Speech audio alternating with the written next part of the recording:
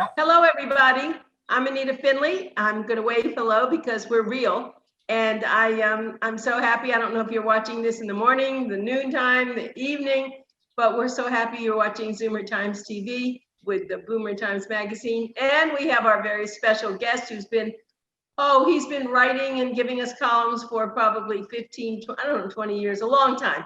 And now we have him on Zoomer Times, and he's so busy, we can hardly get him, so we feel privileged that he's on today. Good morning, Darwin Porter. Good morning to you. And it is a delight to see you. Always for me. This is not what I want to talk about, but I have to tell you the shock of the week for me. And I'll be really quick. I work all night and I come down from my ivory tower and to have my 3 o'clock break for coffee in my kitchen. And I always turn to the European channels because they were awake and most of America's asleep.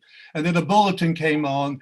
It was Radio France. They say we have 3 shocking deaths to announce. 3 of the most famous people in the world. It's coming from Buckingham Palace. The Queen of England is dead. Queen Elizabeth II has died this morning. And the death has been followed by the death in Los Angeles of Clint Eastwood, and our own beloved Brigitte Bardot is dead. 3 of the most famous people in the world have died, and nothing shocks me anymore. I was shocked, and 10 minutes later, they announced there is some terrible mistake that has occurred. Oh, I would say so. These people are all alive. Our studios have been changed and we don't really know what has happened, but disregard. And then I had my coffee, but that was my shock of the week. That's not what I planned to talk about. Though. That really happened this morning? No, Wednesday at 3 o'clock. Wednesday. Oh my heavens, that's amazing. Yes, yes. Well, and also it went all over part of the world. And America was asleep, but I was awake with my coffee. But actually, to get to the point, I've done some research about how our president and president-elect, how they differ in the arts. And, as you know, the art world is in great distress. The most shocking thing is the fear on Broadway is they will not come back till 2024. Really? Yes, and you know, music venues and arenas and everybody is shut down. 100,000 people who depend on Broadway, they're out of work and they were told to find new jobs. What new jobs? And restaurants, it's really a terrible. The movies are in disarray and the theater around the world. And also, I don't know how it affects Florida. You know much more than I do about what you can show in Florida and what will happen. But anyway, there is a great difference between the way that the president views the arts and the president-elect. Now, Donald Trump has not been too friendly to the Federation, the American Federation of the Arts and of the Humanities. They do grants, and unfortunately his budget has, from the very beginning, cut out the grants. He views them basically as a bastion of liberal thought, and that's basically true. Of course, he's got John Voight on his side, you know, the father of in fact, my best friend wrote the role that made John Voight famous, Joe Buck in Midnight Cowboy, but he is very conservative. And so he has that support. But most of the, movie stars, actors, musicians support Mr. Biden. But what was interesting, I found out their favorite singers. And I guess I should lead off with the president. He's Ted Nugent. Now, Ted Nugent is a guitar player, singer. He was invited to appear with Mr. Trump on the stage in Grand Rapids. I think it was 2 o'clock in the morning. It was the end of the campaign. And Mr. Nugent's rather outspoken. Uh, he likes to play the Confederate flag at his festivals. And he once went on the Fox News and they said, you know, it's very controversial playing the Confederate flag. And he was being interviewed by Megyn Kelly, who's no longer with and forgive me, but he said, well, if they don't like it, they can kiss my ass. And now that went out on nationwide TV to millions of people. Of course, today on cable, there is no word you cannot say today on cable, but that was his reaction to the protesters. And he has been a great favorite of Trump. The other favorite is he adores Kid Rock. Now, Kid Rock has done many concerts with the Trump campaign, often with Don Jr. And he's a very rather controversial young man. He's just been recently involved in a scandal. You know how they call it vengeance porn is being released around America. No, I don't know what that is. Well, vengeance porn is you break up with your girlfriend, you break up with your boyfriend, and then they show the porno that you did together when you were lovers. Oh, really? So okay. Kid Rock got into a little trouble. A video went around the country of him being orally serviced by 3 of his groupies. And oh my God. Of course he's sued, but it's too late. He did meet with Trump and complained about it. And Mr. President said, well, you know, the fake news Democrats said that I was involved in a porno in Russia in a golden shower scene. And that was totally fake news, but apparently I've seen yours and it looks pretty authentic. But Kid Rock has been very successful this summer, appearing in like rallies with Don Jr. And they've been very packed rallies. So, and there's one other artist that Trump likes, and that's Keenan West, who is considered one of the top musicians, but he's a very strange man. He went on TV and he says, I'm very similar to Leonardo da Vinci, Thomas Edison, Michelangelo, and then he named about 12 of the most famous men in the world. And there was talk that he would even run for president. And that didn't really get off the ground. The Democrats suspected that he would be running only to siphon Black votes from the president. Right. But Mr. West is still a very powerful musician. And then Trump introduced him at a rally and said he was the most important political figure in America. That is a direct quote. So much for all of that. Now let's get to Mr. Biden. Okay. Okay. Favorite song, Oh Shenandoah. Now, I've checked on the origin of that. No one knows where that song came from. It may be along the sea shanty along the Missouri River with fur traders, but it's been an old favorite. Now, I was surprised at who his favorite singers were. First, he's more devoted, Mr. Biden is more devoted to Corvettes from 1967. He thinks that was the great time for the automobile.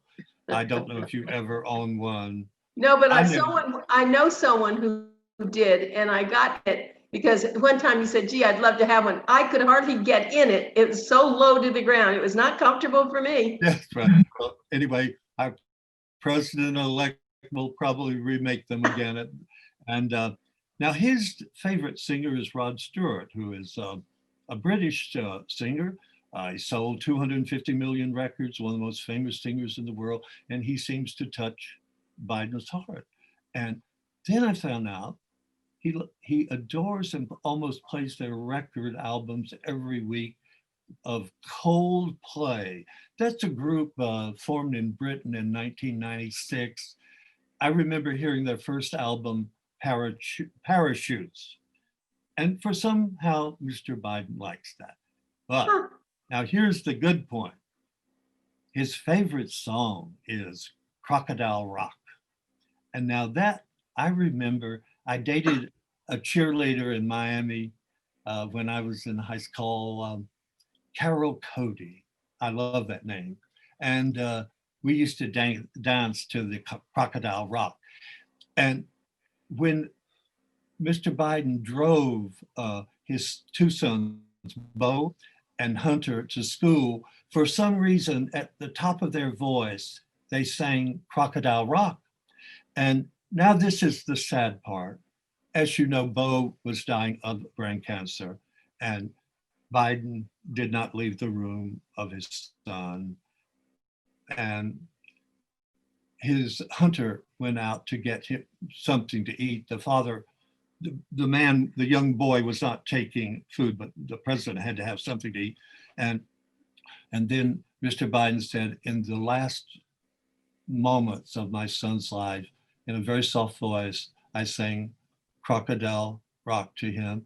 And then Hunter came into the room with a pizza or whatever, and the president-elect said, your brother is dead. And then he said Hunter came over and kissed his brother on the lips. And for about 45 seconds, Bo came alive and then died. And really? And that's what the president-elect said. And I think it's a very, but what's odd is the Crocodile Rock connection. So I thought maybe you're going to get up, stand up, and sing it for us. Oh, you wouldn't want me to do that. You wouldn't want me to do that. Yes. Now, I want to tell you I am on the same page as Donald Trump when it comes to my two favorite movies. To my astonishment, I found that the president and I have the exact same taste in favorite movies. That might surprise you. You could figure out maybe why I selected them. The movies are the 1941 Orson Welles' Citizen Kane. It is considered by most film historians as the greatest film ever made. Then the other one, which has been one of my favorite, was Sunset Boulevard, starring Gloria Swanson in 1950. It's considered the most dramatic film ever made about Hollywood. Now, for those who haven't seen it, Citizen Kane, based on the life of press baron William Randolph Hearst, is about a ruthless tycoon who destroys everything in his pathway. And Sunset Boulevard is about a fading diva of the silent screen, Norma Desmond. She's living in a world of fantasy, hanging on to glory, but the crowd has passed her by. Anyway, I love those movies, and so the president and I are in complete agreement. Now, you want to know what President-elect Biden's favorite film? Well, it's Chariots of Fire. I don't know if you ever saw it. I have. It was 1981, about two runners in the 1924 Olympics. Yep. And a brilliant, wonderful film, and became the best picture of the year. So I loved it. I hear the music in my head. Yes, really. Anyway, I just wanted to give you a little preview of some of their taste. Now, in poetry, this will be rough for me to say. There is a marked difference between the president and the president-elect in poetry. Maybe the president first. There was a whistleblower at the White House, and everybody knows now what a whistleblower is. And this man was in charge of, shall we say, the seat in the royal chamber. And beside it was posted the president's favorite poem. And I can only give you the first line because there may be some person who is faint of heart listening to us, but there was a traveling salesman from Dubuque, and then we better skip the rest. President-elect's favorite poet is Ralph Waldo Emerson, and he had a great effect on the president-elect's life. As we all know, the new president taking over had this awful stutter as a child. Yes. So he said that one of the ways that he got over the stutter was memorizing the poems of Emerson and then standing in front of a mirror and forcing himself to recite that poetry. So he's always viewed Emerson as a tremendous guiding light in his life. And he's also been very kind, helping other people with stutters. How much time do we have? Oh, we have time. We're fine. We're perfectly fine. Got another 15 minutes. We're doing well. Oh, good. Because talking to you, time flies. I know. I never wanted you to stop. Mr. Leach, Robert Leach, is the head of America for the arts, and he has been following the relationship to the arts of Senator Biden when he was 29 years old. And he said that throughout his being senator all those years and throughout the being vice president, he has always been sympathetic to the arts. And the National Academy of the Arts and the National Academy of the Humanities have been cut off, and they're hoping to come back from the wilderness. The present government, one of the first priorities they did was cut off all the grants and everything. So they're hoping that they will come back in grace at the White House. Now, as far as the White House goes, the all-time cultural person in all the history of America was Jacqueline Kennedy. She presided over a great cultural renaissance, but once she said rather jokingly, do you know what Jack's favorite song is? Hail to the Chief. That's right. But they did invite some of the great artists of the world to the White House, and no one has ever done that since, or even before. You know, the Roosevelts were a very cultured person, but they had a depression and a war to deal with, but they did provide money for the arts during the WPA, so some artists didn't starve. So, but they didn't entertain. They entertained Winston Churchill. A war was on, and but the Kennedy Center now honors Mr. Kennedy and Jacqueline, and also it was said that during the years he was senator and vice president, that the Bidens often attended the cultural events at the Kennedy Center. So they're hoping for support from the new regime.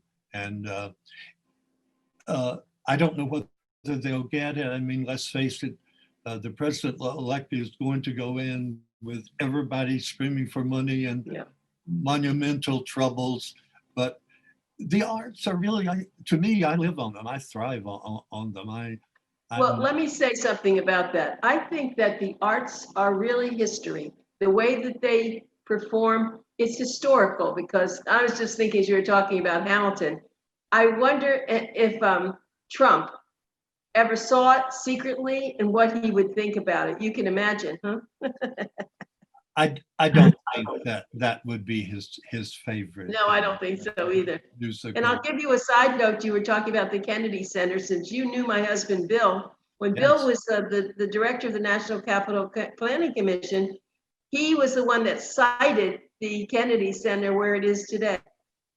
I didn't know that. Yeah, they had a lot of choices, but he thought that was the right place. So I thought I'd throw that in today. Well, the first time he met me, he should have bragged about that. Well, he never bragged. You know that. He never did. But no, he never bragged. He was just good. And you know that when Columbia was built, the first thing they did is they had a big performing arts center.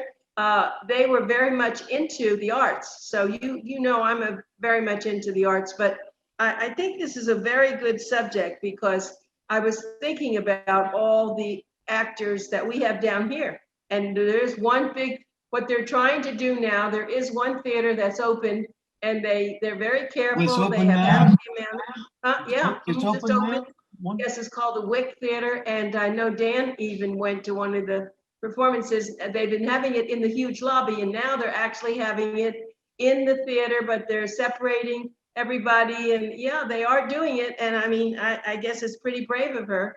And people are coming. They serve dinner in the. I mean, you know, so hopefully it's coming back. But when you said 2024, that's astounding.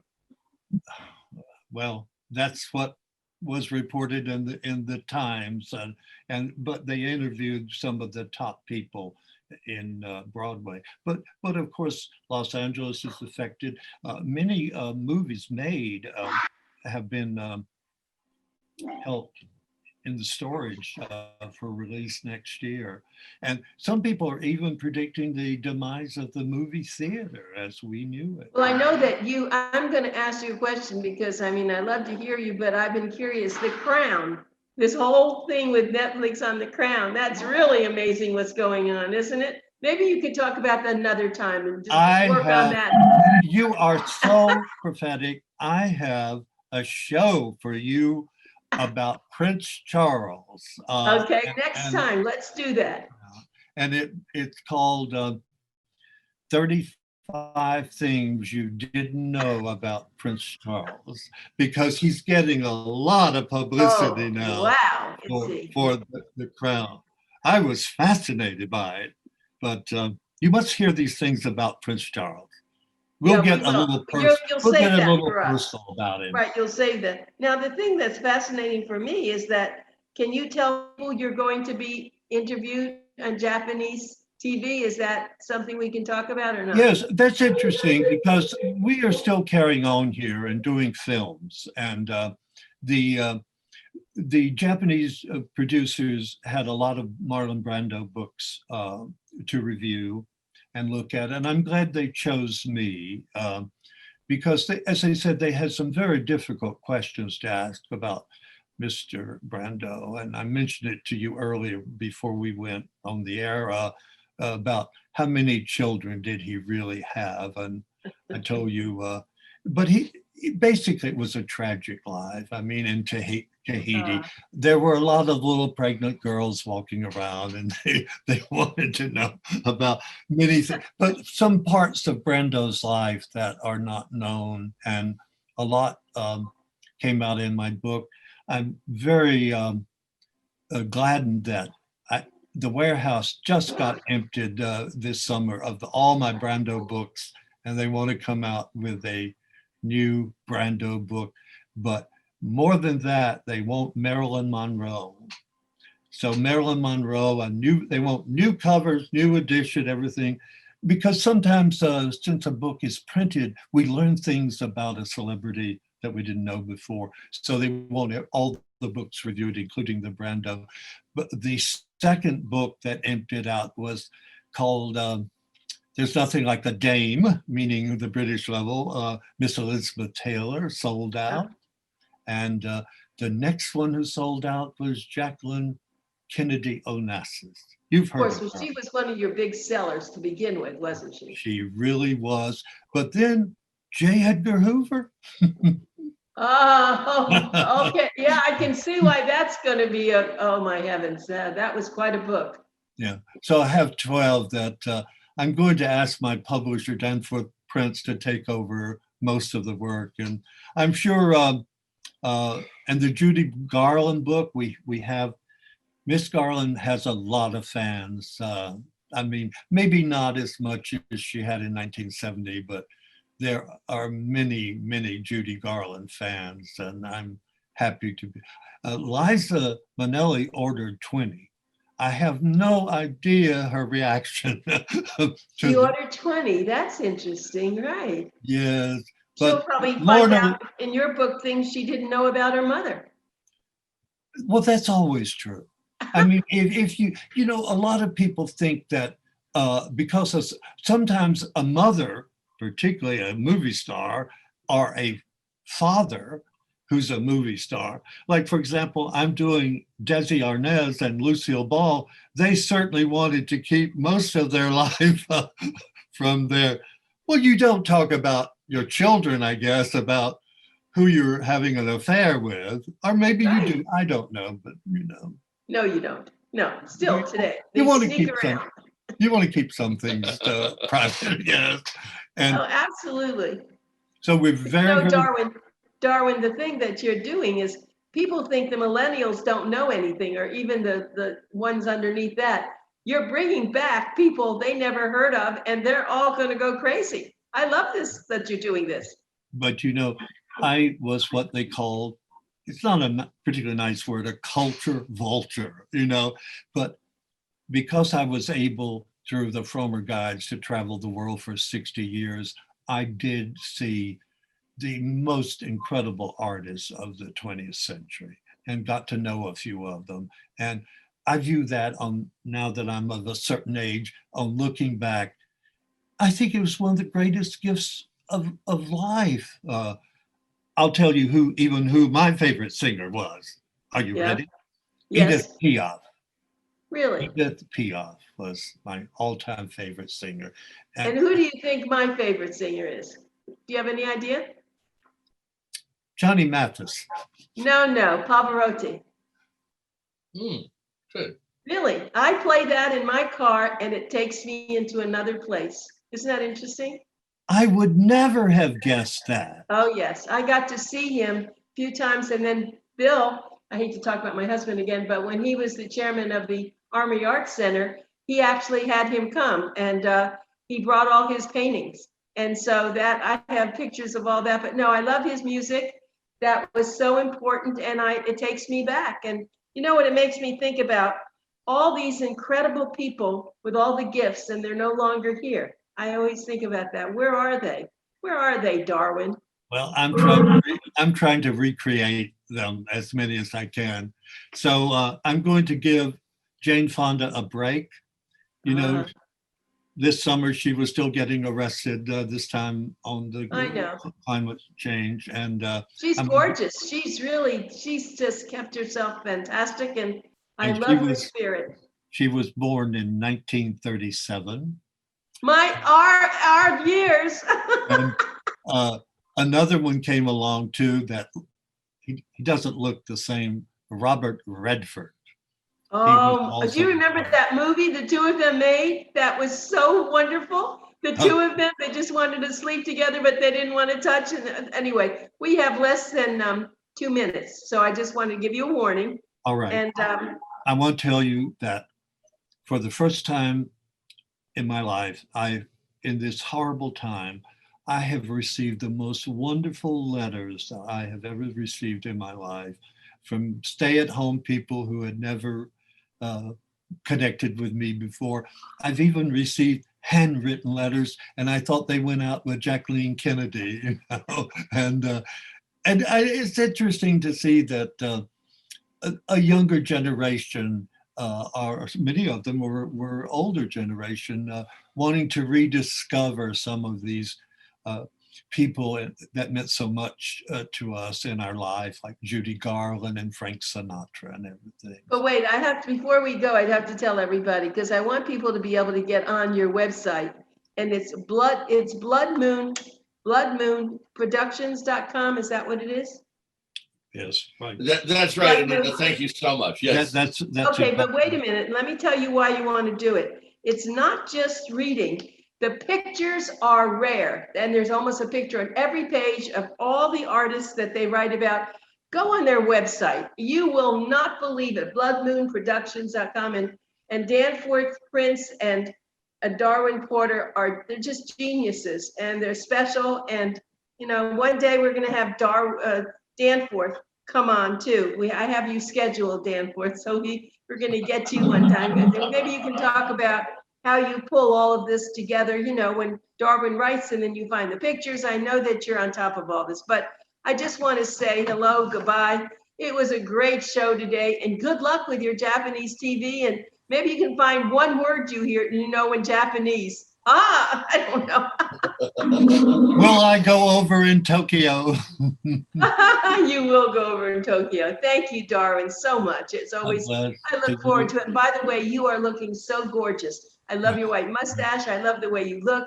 You really, you're just getting younger all the time. But my mother said, never be photographed after 30. Oh, no, she didn't know you, though. No. She's You're great. furious in heaven today. That is, I hope she's in heaven. Okay, Yeah. God bless both of you. Take care. Bye. Thank you so much, Darwin and Danforth. Bye. Bye-bye. Bye.